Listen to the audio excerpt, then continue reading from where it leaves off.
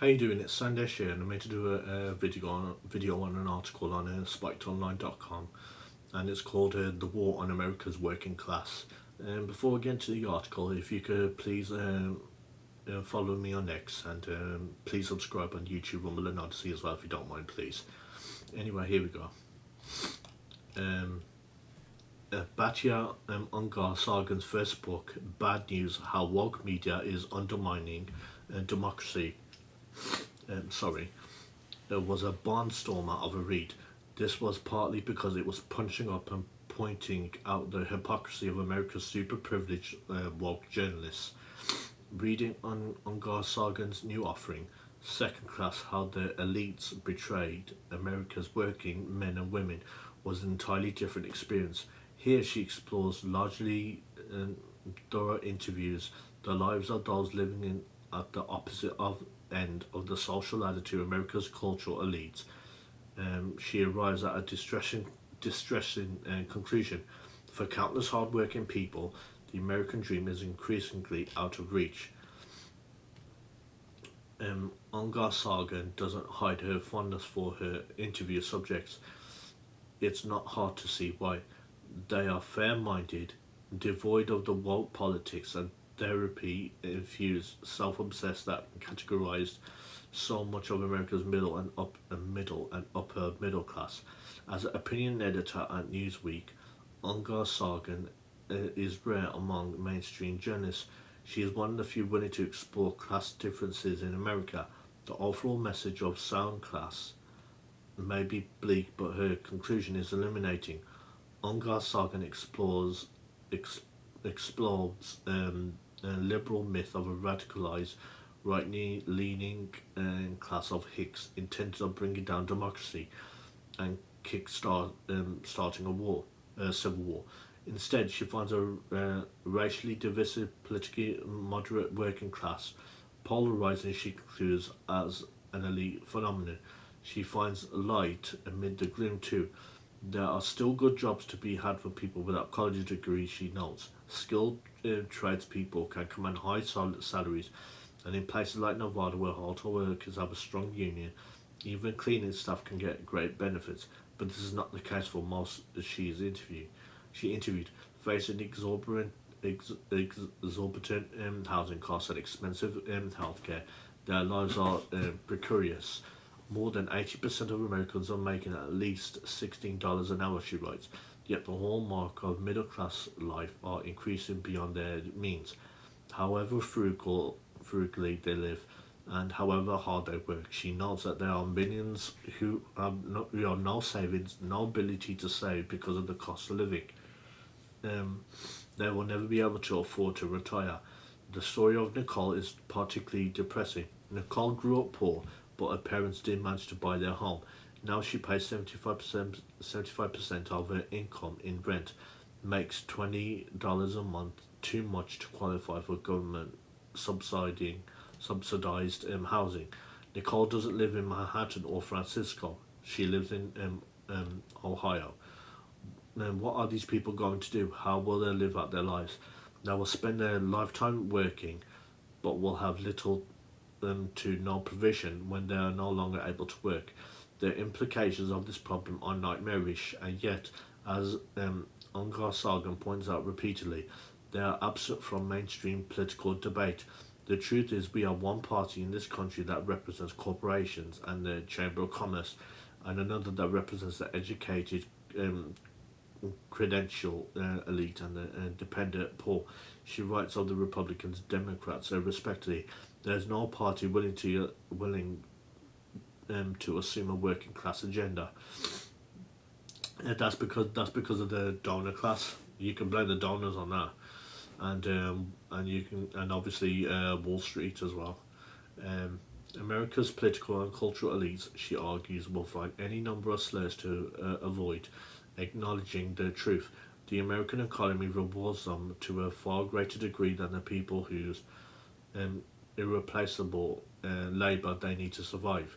One of the main injustices working class Americans face is the excessive credentialism that has crept into all jobs, not just ones traditionally viewed as white collar. So many jobs now require college degrees, This means that working class people without college degrees are unable to access jobs that once gave them financial stability and social mobility. Ungar Sargon calls this the diploma gas ceiling. One of her interviewees, an experienced electrician in Ohio, describes being turned down when a management position opened up at the factory where he worked. His bosses who he knew and liked him, refused to even consider him for the position. The electrician tells Ungar Sargon that working class people should have a shot at those jobs. They shouldn't be training people who know less than them to oversee their work. Just because a person got a college degree in some generalized field like chemical engineering, it was completely inadequate to do the task that they're being expected to do, and doesn't understand the working class culture they entered. The economic hardships faced by blue collar Americans are compounded by the sneering attitudes of the elites who paint the proles as irredeemably racist and backward. This is despite, as Ungar Sargon shows, their diversity and tolerance. She describes this as the slow extinction of the of the working class through silencing and contempt. Yeah, they read for the most part, both parties pretty much hate the working class for the most part. I'll say the only politician who pretty much did anything for the working class, I would say, was Trump. Many of those Ungar Sargon spoke to categorized culture war issues as irrelevant to their immediate needs. This is true to a certain extent, but the culture war is not frivolous. Wokeness is an attack on the working class. It aims to demoralize those lower down the social ladder while legitimizing the rule of those at the top, the supposed virtuous and progressive. Trade unions are no help. Those supposed staples or protectors of working class interests have all but abandoned their base. Although union workers still get paid more on average than non-union workers, I don't know if that's true or not. So, since I don't live in America, so the Las Vegas Hospitality Workers Union does wonder for its members. For instance, union leaders have embraced the permanent culture of progressive, college-educated and coastal elites.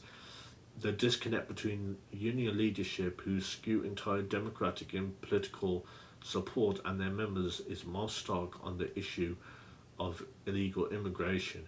The Democrats are now effectively the party of open border, yet quoting from a 2008 briefing to the United States Commission on Civil Rights, Ungar Sargon notes that immigration was responsible for nearly half of the 80% decline in black employment between 1980 and 2000. Yet American and liberal policymakers continue to slander those concerned about immigration as right-wing racists. Ungar Sargon dismisses the canard that immigration are needed because nobody wants to do the kind of work that they tend to do. Millions and millions of Americans find dignity in this labour, she writes. What lack of dignity exists in this conditional workplace? They don't pay well, or protect their workers, or offer a pathway to a dignified retirement.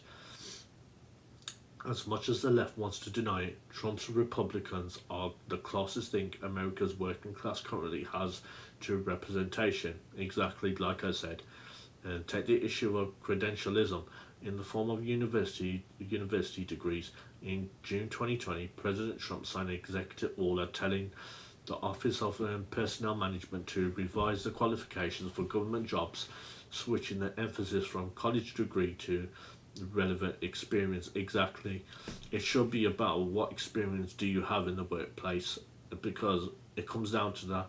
Because if you're just gonna use your college degree, then what good is that going to be as far as on your first day of work? That isn't going to mean anything as far as like customer service or whatever, dealing with the public. This was a merit-based reform that aimed to replace degree-based hiring with skills and competency-based hiring. On this issue alone, the Trump administration would have benefited the people interviewed in second class. Still, as far as America's elites are concerned, it's much easier to smear the working class than it is to make the hard policy decisions that are needed to right the sinking ship. Excuse me. Yeah. Yeah. I made a video a couple of months before about a Fox News poll saying that polled American people, and they said that, and even they were saying that the American dream is just dying and it's out of reach. It don't. I mean, because the thing is, it's just like I said. Jimmy Dole once said that Americans are living paycheck to paycheck. I mean, they pretty much don't have any savings. Their paycheck that they get on the week, they have to rely on. Which is a shame, but I'm sure that happens in the UK as well. Anyway, thanks for watching this video. Please like, comment, subscribe on this video as well if you don't mind, please. And if you can subscribe on YouTube, Rumble and Odyssey as well. And let me know in the comments on what you think. Do you think that this is just a myth about the American dream dying, or do you think that there is some merit to it, merit to this? I think this is 100% true. As far as the working class goes, the working class are the ones that are suffering the most, not just in America but also in the UK as well. Anyway, thanks for watching this video, and I'll see you soon.